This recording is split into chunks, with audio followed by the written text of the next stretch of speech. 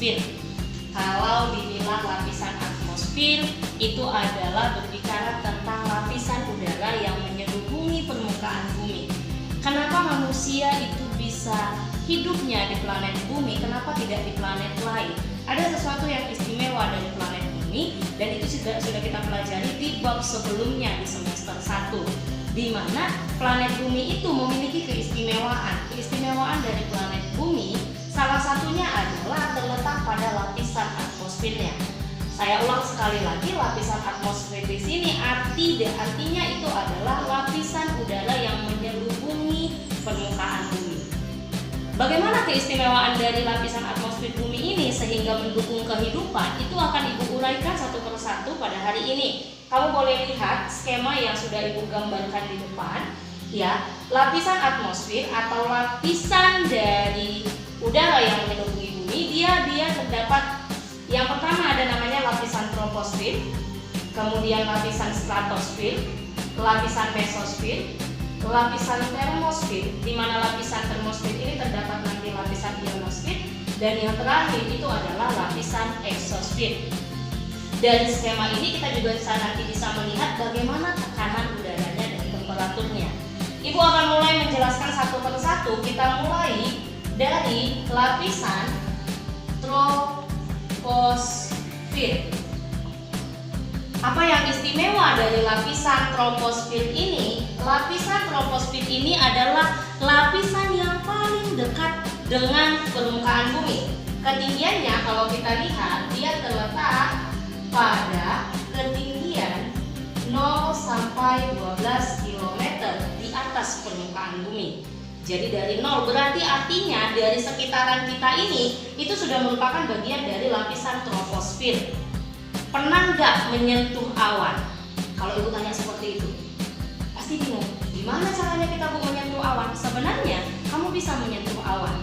Caranya adalah ketika kamu pagi-pagi bangun, kamu ketemu embun, kamu pegang embun, ya. Itu kamu artinya sudah memegang awan. Nah, si awan itu ada di lapisan troposfer.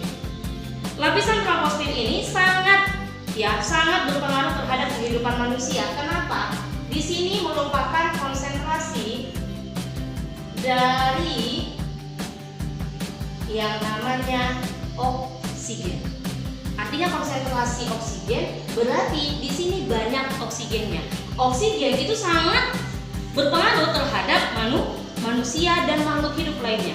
Untuk apa? Untuk pernapasan. Kalau tidak ada oksigen, bagaimana makhluk hidup itu bisa hidup? Nah, apalagi yang istimewa dari lapisan troposfer? Tadi Ibu sudah sempat menjelaskan tentang awan.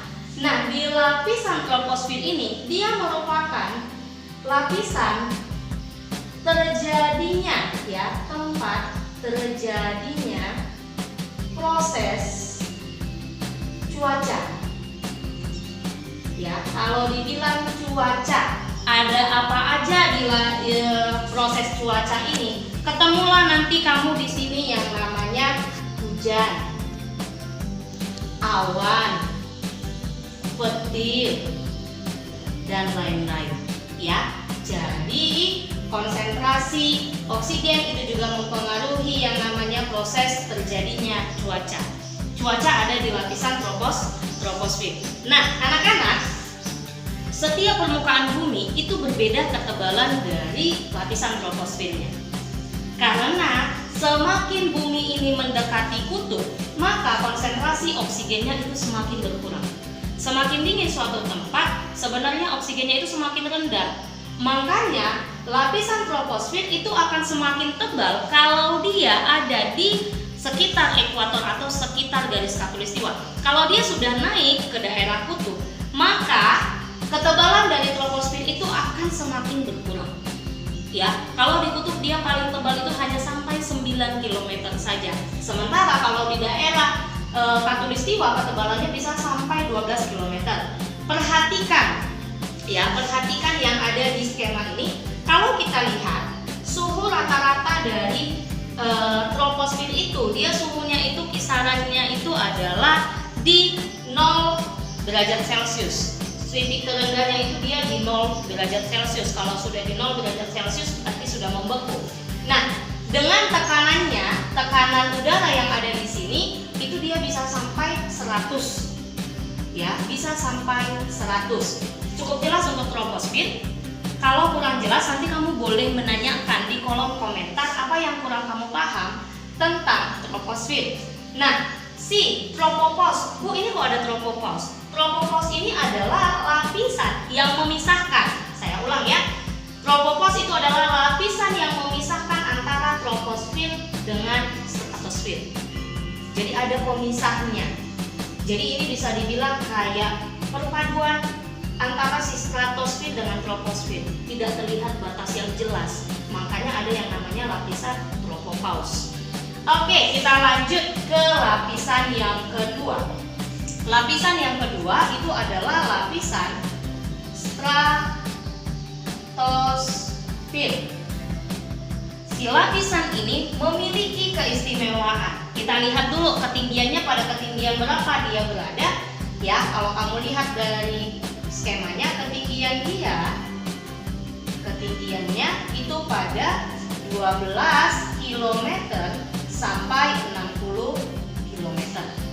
Apa yang istimewa dari si stratosfer ini? Di stratosfer ini terdapat yang namanya lapisan ozon, atau sering dalam rumus kimianya dia diistilahkan dengan O3. Jadi kalau kamu ketemu soal O3 jangan bingung ya, itu artinya adalah lapisan ozon. Lapisan ozon ini sangat-sangat diperlukan oleh manusia. Kenapa? Karena pada lapisan ozon ini dia berfungsi untuk menyaring dari sinar ultraviolet. Kalau kamu lihat, yuk keluar pagi-pagi, sinar ultraviolet itu bagus untuk tubuh kamu, banyak mengandung vitamin D dan teman-temannya. Tetapi ingat, kamu hanya ada ambang batas tertentu sinar ultraviolet yang bisa kamu terima dalam tubuh kamu. Kalau dia melebihi, itu nanti yang namanya penyakitnya kanker kulit. Ya, jadi supaya si manusia ini tetap bisa bertahan hidup tidak terlalu panas, maka muncullah si lapisan ozon. Jadi lapisan ozon ini membuat kita tetap yang namanya bisa menikmati matahari, tetapi sesuai dengan porsinya, sesuai dengan kemampuan tubuh kita untuk menyerapnya. Nah, di lapisan ozon ini yang sekarang sedang banyak digencarkan untuk dilindungi. Kenapa? Karena lapisan ozon ini kita sudah mulai rusak. Kamu mungkin pakai parfum yang dengan spray ya, mengandung alkohol, semprot sana semprot sini bla bla bla bla bla. Kamu menggunakan buka kulkasnya mengandung CFC, kamu buka lebar-lebar. Lihat dulu, pandangin dulu makanannya semua di dalam. Kamu gak sadar kamu sudah mengeluarkan freonnya yang sampai ke lapisan ozon. Kamu pakai AC, kalau AC dia di ruangan tertutup itu tidak masalah. Nah, tetapi ketika kamu membuka AC itu, freonnya keluar dan masuk ke lapisan ozon, maka kitalah yang menyebabkan lapisan ozon itu menipis. Kenapa bisa menipis, Bu? Ya, kenapa? Si CFC itu membuat, kalau lihat yang namanya kain, ya kain itu kan seperti ini, kain baju kita ini kan ada sebenarnya poli-polinya. Dia itu nyarinya seperti itu. Tapi si CFC, si yang merusak lapisan ozon membuat meregang. Si O3-nya ini meregang. Harusnya misalnya persentase ultraviolet yang bisa masuk ke bumi itu dia adalah 20%. Tetapi karena kita buat bolong-bolong si ozon ini, masuklah 30-50% ultraviolet ke bumi. Itu yang menyebabkan kenapa sekarang kita tidak tahan kalau berada di luar, gosong kita bilang. Itu yang menyebabkan kenapa es di kutub mencair. Oke, sampai sini Ibu rasa cukup paham ya. Jadi benar-benar diperhatikan kenapa lapisan ozon itu sangat berpengaruh terhadap kita, karena dia berfungsi menyaring sinar ultraviolet. Kalau kurang jelas nanti boleh ditambahkan di kolom komentar. Yang ketiga, sebelum ke yang ketiga muncul lagi nih stratopause. Sama seperti tropopause, stratopause ini memisahkan dari siapa? Stratosfer dengan mesosfer. Lapisan yang ketiga itu adalah lapisan mesosfer. Ya, lapisan mesosfer. si lapisan mesosfer ini dia juga memiliki keistimewaan. Kalau kita lihat, dia ketinggiannya dari gambar ya, ketinggiannya kisarannya adalah 60 sampai 80 km. Ini yang menyebabkan kenapa kita bisa tetap nyaman ada di bumi kita ini. Ada yang bilang, Bu, Mars itu kan mirip seperti bumi. Kenapa kita nggak pindah aja ke Mars? Yang istimewa dari bumi, bumi punya mesosfer. Kenapa rupanya dengan mesosfer? Si mesosfer ini berfungsi untuk menghancurkan meteor. Ya, apa itu meteor? Masih ingat nggak pelajaran sebelumnya? Meteor itu adalah benda-benda langit yang memasuki bumi. Ya, meteor itu menghancurkan meteor yang masuk ke bumi. Sehingga kalau malam-malam kamu melihat, wih, bintang jatuh. Ya, itu bukan bintang jatuh, tetapi meteor yang memasuki lapisan dari mesosfer dibakar, dia dihancurkan, sehingga tidak ada meteor yang masuk ke bumi, udah hancur di luar. Kalaupun ada yang sampai jatuh ke bumi, memang sampai sekarang ada yang sudah pernah ditemukan batuan meteor yang sudah masuk ke bumi, tetapi dia besarnya itu tidak sebesar dari sana lagi. Ya, karena dia sudah hancur di luar di lapisan mesosfer. Nah, ini keistimewaan dari si bumi. Kalau ini tidak ada, kita akan mengalami yang namanya hujan meteor terus-menerus. Kalau kamu pernah nonton film 2012 ya, di 2012 itu kan ada hujan meteor. Kenapa? Karena tidak berfungsi lagi si mesosfernya. Tetapi setelah si mesosfer masih berfungsi, maka setiap meteor yang masuk ke bumi itu akan dia bakar. Oke, sampai sini Ibu yakin kamu cukup paham, cukup ngerti. Muncul lagi dia mesopause. Ya, si mesopause ini adalah pemisah antara mesosfer dengan termosfer. Kita lanjut. Yang keempat, ada yang namanya lapisan termosfer. Termos berarti kita nyimpan apa sih biasanya di termos? Biasanya kita menyimpan adalah air panas. Nah, ketinggian dari si mesosfer ini, ketinggiannya ya, itu kisarannya pada 80 sampai 800 km. Meskipun sebenarnya kalau kamu lihat pada skemanya ini, si termosfer ini sebenarnya dia sampai di 100. Ada beberapa buku ini sudah dihilangkan, ada beberapa buku ini yang dipisahkan.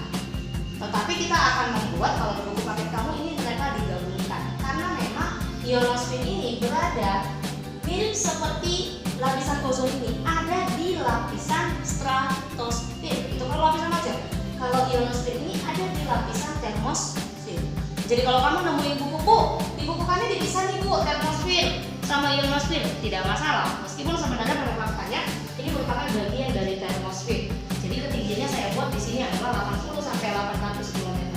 Lapisan termosfer ini adalah lapisan yang paling panas.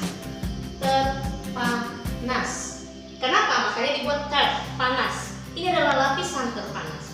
Yang istimewa dari lapisan termosfer ini, dia terdapat yang namanya lapisan ionosfer.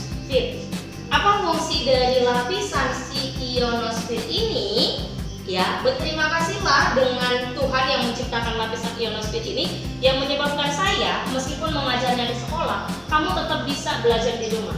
Saya kirim sama kamu. Kenapa Bu? Karena ini si lapisan ionosfer ini berfungsi untuk memantulkan yang namanya gelombang radio. Artinya adalah gelombang radio itu bukan berarti hanya radio ya nak, tetapi semua sinyal-sinyal yang kamu keluarkan, saya kirim tugas ke grup, saya kirim tugas ke classroom, saya kirim, kita saling berbalas komentar, saya bisa searching, saya cari di Google lapisan atmosfer, kamu kirim video call sama pacar kamu. Berkat bantuan dari si ionosfer ini, sinyal yang kamu keluarkan dari handphone kamu itu nggak berhamburan. Ya, jadi kalau secara sederhananya konsepnya itu sebenarnya kalau ini adalah HP kamu itu sebenarnya punya antena ya. Ini ada yang namanya tower BTS, ya tower BTS. Ini tadi HP kamu, ini dia si tower. Nah di sini ada lapisan ionos tadi. Sistem kerjanya, ketika kamu ngeluarin dari sini, mau ngirim pesan, mau ngirim WA ke pacar kamu atau ke orang tua kamu atau ke guru, ya sebenarnya ini sinyalnya berhamburan entah kemana-mana, ya suka-suka hati dia entah kemana-mana. Datang lapisan ionosfer ini, dia tangkap, dia kembalikan, ditangkap oleh si BTS tadi. Nah dari si BTS ini, ya dikirimlah pesanmu ke HP temanmu, ya ke HP orang tuamu. Jadi ini sistemnya. Kalau kamu nonton televisi sama, sebenarnya sinar dari pemancar itu suka-suka hatinya kemana-mana. Tetapi karena ada lapisan ionosfer ini, sehingga dia tidak berhamburan di luar angkasa, dikembalikan ke bumi sehingga kamu bisa nangkap secara televisi. Jadi ini berperan untuk telekomunikasi. Ya, ionosfer itu sangat berperan dalam memantulkan gelombang radio. Oke, yang terakhir, ya, yang terakhir itu adalah exosfere. Bu, ketiganya mana? Tidak terhingga. Bahkan ada yang menghilangkan. Oh, ini udah gak ada lagi udara di sini. Gak ada lagi udara di sini. Udahlah, gak usah lagi dimasukin. Tapi tidak ya, tetap kita masukkan karena dia berfungsi untuk tempat satelit buatan. Contohnya satelit Palapa, satelit Telkom, itu diletakin di mana? Di lapisan exosfere. Karena dia sudah mulai yang namanya ruang hampa udara, jadi bisa diletakin di situ. Kalau terlalu ke atas, takutnya dia rusak, ya. Jadi maka diletakkanlah di lapisan exosfere. Oke, cukup sekian video pembelajaran dari Ibu tentang lapisan atmosfer. Kita akan lanjut nanti video berikutnya yang akan Ibu share di Google Classroom. Terima kasih, selamat siang.